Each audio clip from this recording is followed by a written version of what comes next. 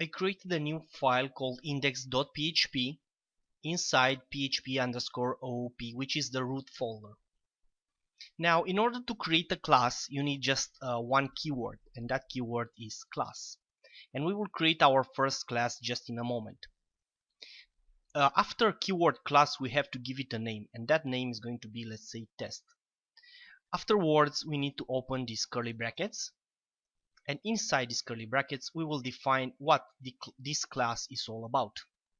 And you can see that a class can have properties, which in fact are the same as variables if you already know some procedural programming, and can have methods, which in fact are the same with functions.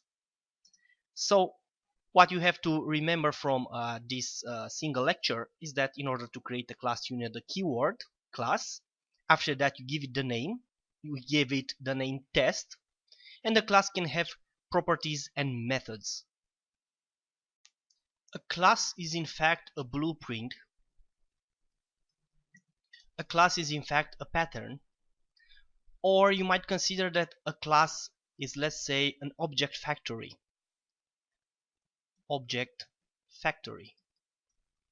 And to see that, I'm going to show you just in a second how we can create an object from a class.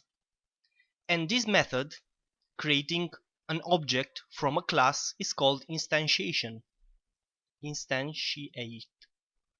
So we are instantiating in this moment, but I will not get confused by this word. I will use create a new object, which is in fact the same thing.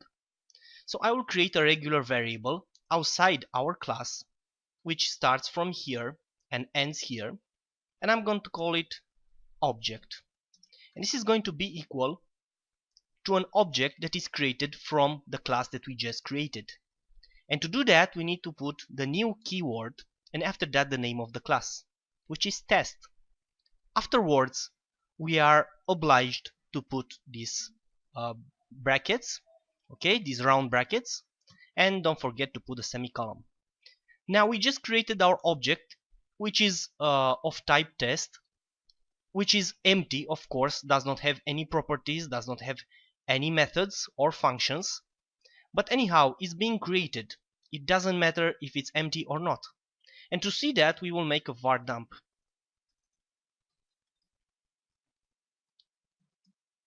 And var dump is going to show us what data type is that variable, and is going to give us another information, but you are going to see that very soon. And let's go to our page and let's refresh, and you can see that we have an object which is of type test. So congratulations, you just created your first object. Let's give it to our class the first properties and methods. And to do that, I told you that a variable in fact is called property when it is defined inside a class, and a function defined inside a class is called a method. So let's create our first property as a simple variable. Let's call it our property.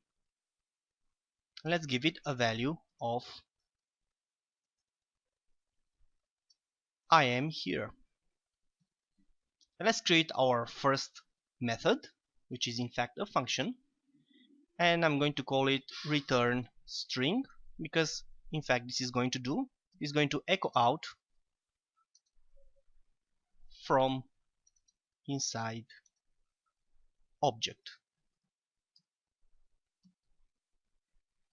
And this is pretty much what we need for a time being. But now we know that we created this object, and now we have these properties inside our class test. So how can we access, for example, this variable, this property, from inside this object? Because this object, after instantiation, has the same properties as we defined here in the class. To do that, in most of the situations, you can access it with this arrow, and then you write our property. But I made a mistake intentional, because I want you to see something and to understand better what is going on. And let's go to our script, and you will see that we are going to fail. As you can see, we are having a syntax error, we have an unexpected our property, and we have this error on line 7. And line 7 is inside our class and is just this property that we are trying to access here. And you will see that just in a moment why we cannot do it and how we should do it.